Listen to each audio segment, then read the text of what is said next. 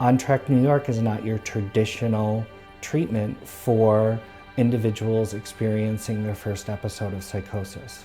When I first started experiencing hearing voices, it was very hard for me to understand what was happening. At 19, I was diagnosed with schizophrenia.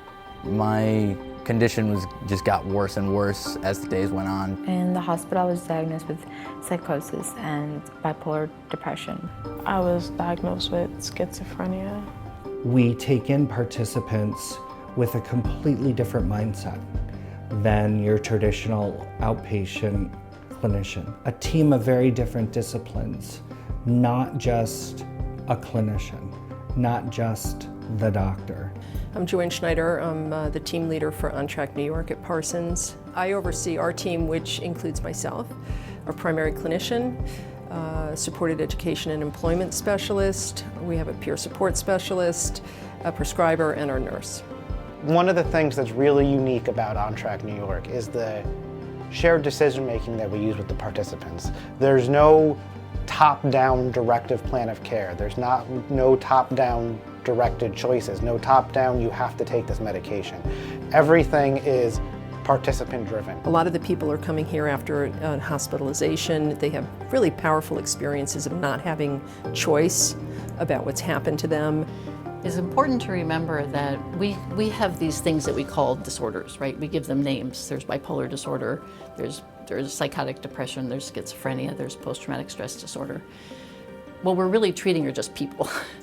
And what you want to think about is what is going on in that particular person's brain that's causing them to experience what they're experiencing. A symptom is only a problem if it's a problem for that person.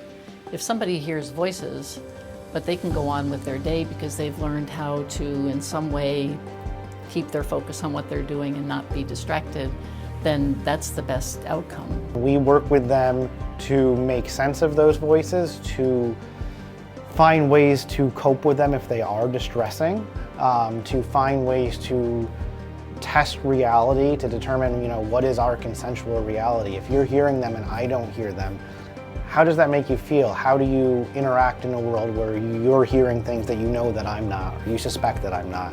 The whole point is for people to be content with their life.